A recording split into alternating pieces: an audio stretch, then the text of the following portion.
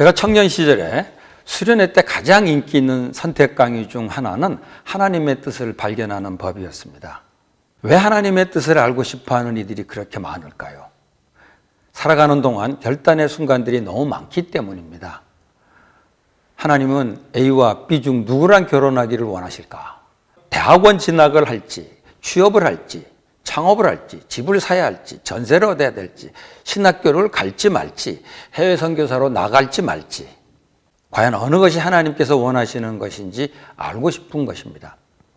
물론 특강을 끝내고 나올 때면 다들 실망하는 것 같습니다. 어느 쪽으로든 하나님이 뭔가 결정해 주실 것 같지만 보통은 그렇지 않기 때문입니다. 나이가 들어서도 중요한 결정을 하거나 선택할 일이 생길 때마다 하나님의 뜻이 무엇인지를 찾게 됩니다. 그러다 보면 좀 답답한 나머지 예언 기도하는 분을 찾기도 하고 심지어는 점쟁이를 찾아가기도 합니다. 성경을 보면 믿음의 사람들은 하나님의 뜻을 쉽게 알 수 있었던 것 같습니다. 하나님께서 개인에게 찾아와 직접 말씀해 주셨고 공식적인 일에 대해서는 제비뽑기를 통해서 하나님의 뜻을 알려주셨기 때문입니다. 그래서 지금도 그런 방식으로 하나님의 뜻을 알려고 하는 사람들이 있습니다. 그러나 지금 하나님은 우리에게 그런 식으로 하나님의 뜻을 알려주지 않습니다. 왜냐하면 지금 우리에게는 하나님의 계신 성경이 있고 또 우리를 진리 가운데로 인도하시는 보혜사 성령님이 계시기 때문입니다. 그러니까 하나님의 뜻을 알기 원하는 사람들은 성경 말씀을 묵상하면서 성령께서 인도해 주시기를 기도해야 할 것입니다. 그러면 하나님께서 하나님의 뜻을 보여주실 것입니다.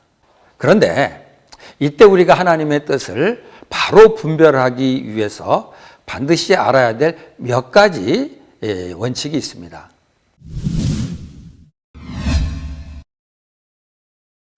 첫째로, 사람들은 하나님의 뜻을 장래에 일어날 일을 미리 아는 것으로 생각하는 경향이 있습니다. 하지만 하나님의 뜻은 미래에 있을 일을 미리 아는 것이 아닙니다. 그러한 하나님의 뜻은 알 수도 없고 혹 안다고 해도 그것이 우리가 알아야 될 하나님의 뜻이 아닙니다. 하나님의 뜻은 성경 말씀을 통해서 현실에서 우리가 순종하고 실천해야 될 영적인 원리라고 생각합니다. 사도행전 21장을 보면 바울이 예루살렘에 가려고 하는 장면이 나옵니다. 이때 예언자 아가보가 성령님께서 말씀해 주시기를 예루살렘에 가면 바울이 체포될 것이라고 경고합니다.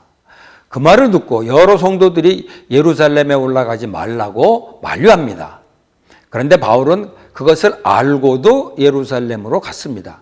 분명 성령님께서 아가보 예언자를 통해서 장래의 일을 미리 알려주셨습니다만 장래에 일어날 일을 미리 알아서 그것을 피하는 것이 하나님의 뜻은 아니었습니다.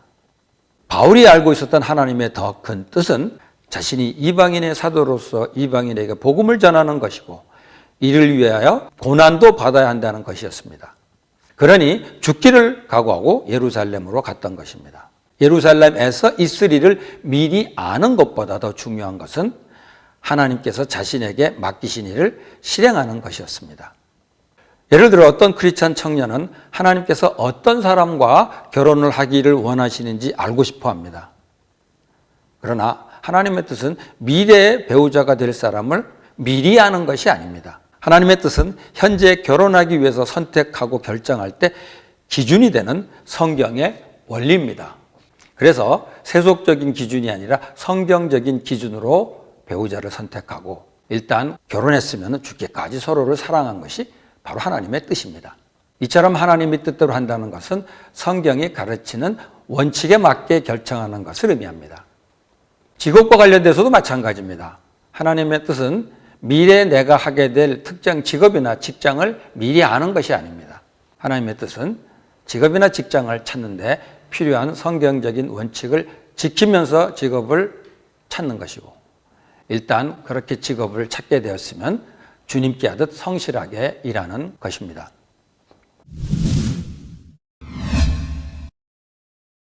둘째로 사람들은 하나님의 뜻은 이미 정해져 있는 운명처럼 생각하는 경향이 있습니다. 그런데 우리가 따라가야 될 하나님의 뜻은 한 가지로 고정되어 있지 않습니다. 앞서 말한 성경적인 기준과 원칙을 따른다면 우리 앞에는 가능성 있는 수많은 옵션들이 주어집니다. 예를 들어서 카페에 들어가서 하나님 뜨거운 아메리카노를 마실까요? 아이스 아메리카노를 마실까요? 라고 기도한다면 하나님 뭐라고 할까요? 원하는 대로 마셔라. 이러지 않을까 생각합니다. 무슨 일이든 선택의 기로에 섰을 때 어떤 정해져 있는 것을 선택하는 것이 하나님의 뜻이 아니라 말씀입니다. A와 B라는 옵션 중에 하나만이 하나님의 뜻이라고 생각하지 않았으면 좋겠습니다. A를 선택해도 하나님이 우리와 함께 하시고 B를 선택해도 하나님은 우리와 함께 하십니다. 아주 특별한 경우가 아니라면 성경이 가르치는 하나님의 기준에 맞기만 한다면 어떤 것을 선택해도 우리의 자유입니다. 어떻게 보면 우리가 자유롭게 선택하는 것이 하나님의 뜻일 수 있습니다.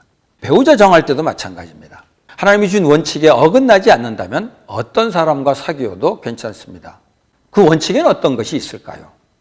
다양한 이야기를 할 수 있겠지만 이 세상에 풍조를 따르지 않는 것이 가장 중요한 원칙이라고 생각합니다.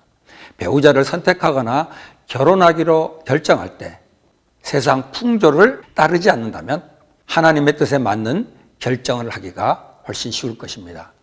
직업이나 직장도 마찬가지입니다. 하나님의 뜻에 맞는 직업이나 직장이 딱 정해져 있는 것이 아닙니다. 성경적인 원칙에 맞는 직업이라면 어떤 일을 하더라도 다 하나님의 뜻이 될 수 있습니다. 여기서 원칙이란 어떤 것을 말할까요? 여러 가지 말할 수 있을 텐데요. 불법적이고 비성경적인 요소가 없는가? 삶을 파괴하지 않고 풍요롭게 하는가? 이웃과의 관계를 해치지 않고 섬길 수 있는가? 하나님의 영광을 가리지 않고 하나님께 영광을 돌릴 수 있는가? 이런 것들이 있을 수 있겠죠. 그러므로 이런 말씀의 원칙에 따라 선택하기만 한다면 이것이 하나님의 뜻이 아니면 어떻게 하나라고 고민할 필요가 없다는 겁니다.